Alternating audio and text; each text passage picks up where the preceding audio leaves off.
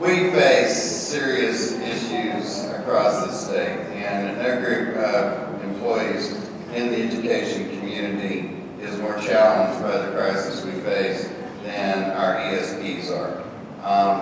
We are already dealing with the fact that healthcare, which is a problem for all employees, is even more problematic for our support staff. For folks whose paycheck can oftentimes just go to cover the cost of health insurance if they try to insure their families.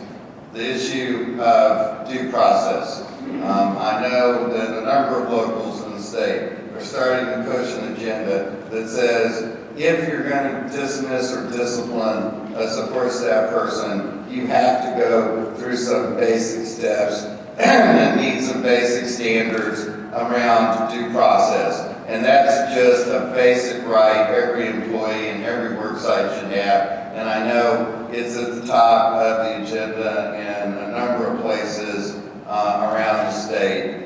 Just to fight for a living wage, just to fight for a minimum wage that 40 hours a week can cover the bills, can take care of a family, is a struggle that we're all involved in.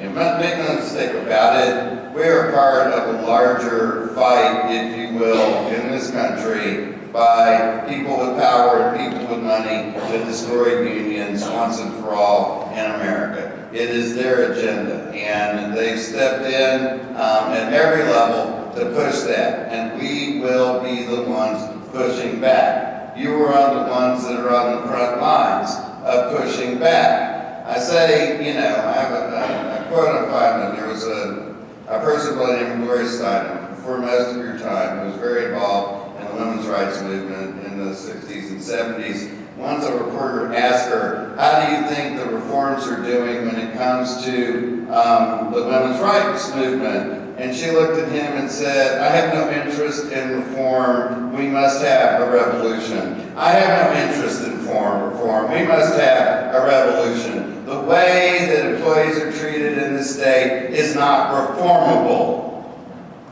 It cannot be reformed. It must be overturned and replaced with something that takes care of the people who take care of the children in the state of Texas.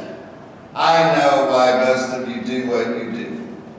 I do. You have a strong attachment to the students, whether they're in your cafeteria or they're in you're on your bus.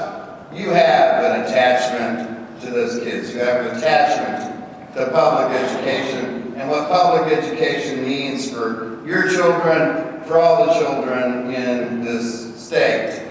But because of that, it doesn't mean we will let people take advantage of us because of the passion we have for the work we do. We can be passionate about the work we do and be passionate about demanding fair wages, decent health care coverage, a reasonable and fair dismissal policy. We can be both of those things at the same time. I know a lot of the folks in this room. I know the struggles you go through. I also understand the pressure you're under. Because I know if you rock the boat too hard, if you speak truth to power, there can be consequences. Everybody here knows that. Some of you have dealt with that. The only real way we protect against that is to create a strong enough union that anybody who tries to do that goes away. They go away in the next school board election because they're on the board, or they go away after the next school board election because the superintendent doesn't work there anymore. The only way to deal with power is with power. And the only way we get power is by organizing people and organizing money. A strong union is the best way to protect its members from that kind of retaliation. In the meantime, I can assure you that our legal defense, our legal center is not going to let political retaliation happen without making the rubble bounce in that school district. They're not. But that is not the best form of protection. The best form of protection is a union that they're too scared of to take those kinds of actions against the members who are standing up for the employees in that school district. So, on a Sunday morning here in Frisco, I'm not bringing you tidings of comfort or joy. I'm bringing you that we are all in the struggle. We are in the struggle together. I will leave you, though, with one parable. I will leave you with the parable of the fishes and the loaves on this Sunday morning. For all of Jesus' disciples came to him and said, this can't work. This can't work. There are too many people here.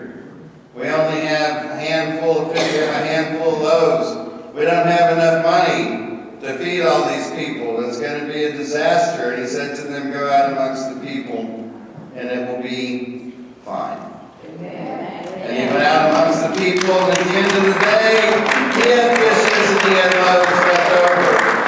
Because there were people there ready and willing to step forward.